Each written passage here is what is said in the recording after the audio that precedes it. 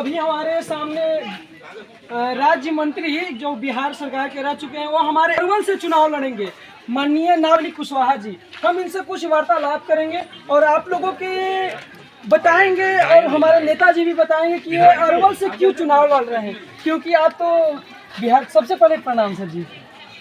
हम पूछना चाहते हैं कि आप बिहार के कृषि मंत्री रह चुके हैं और आप ये विधायकी के क्यों चुनाव लड़ना चाहते हैं अरवल से, या तो फिर आपके मन में अरवल जिला को कुछ अच्छा करने का मन होगा तभी कुछ सोचे होंगे ऐसा?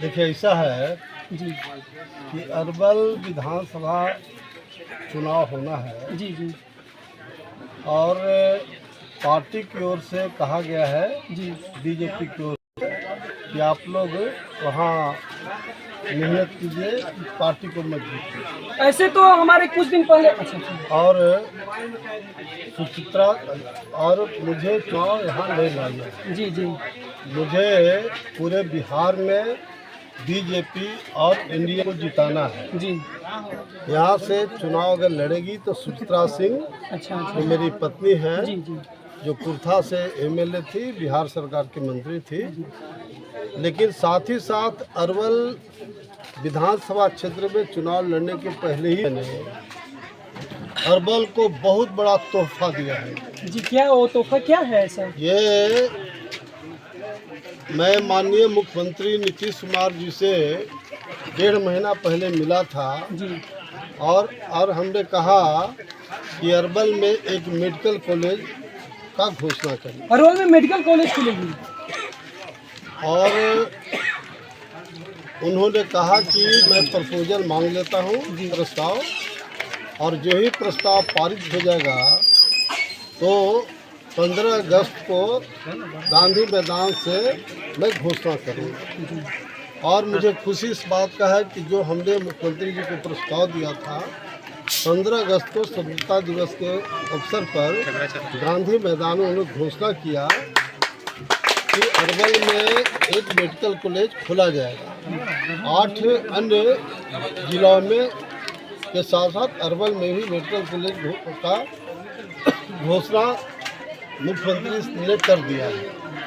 साथ ही साथ जो यूथ है, नौजवान है, उन लोग को आईटी हब अरवल में बनाया जाएगा। आईटी हब अरवल में बनाई जाएगी? हाँ, आईटी हब जो पूरे बिहार में सिर्फ छपरा और अरवल 2 ही जिला में बिहार सरकार का टारगेट है। तो अरवल से चुनाव लड़ने के पहले ही मैंने जो सबसे बड़ा काम था मेडिकल कॉलेज बनाने का और आईटी हब बनाने का, हमें कुछ भी नहीं था और आने के पहले ही मैंने कर चुका हूँ। और दूसरा जो माले का जो बंडलू एमएलए है, ये थाना पर जाके धरना देता है। बताओ जरा कि जनता का है, लाखों लोग का नेतृत्व करने वाला है, तो इन लोगों को कोई विकास से लेना देना नहीं है। इसलिए अरवल को हम लोग टारगेट बनाए हैं। और अलग बात है कि बीजेपी जिसको टिकट देगी वो चुनाव लड़ेगा, लेकिन पार्टी की ओर से मुझे कहा गया कि आप लोग जा करके काम करें। तो अभी आप जिंदाबाद जिंदाबाद जिंदाबाद जिंदाबाद जिंदाबाद जिंदाबाद।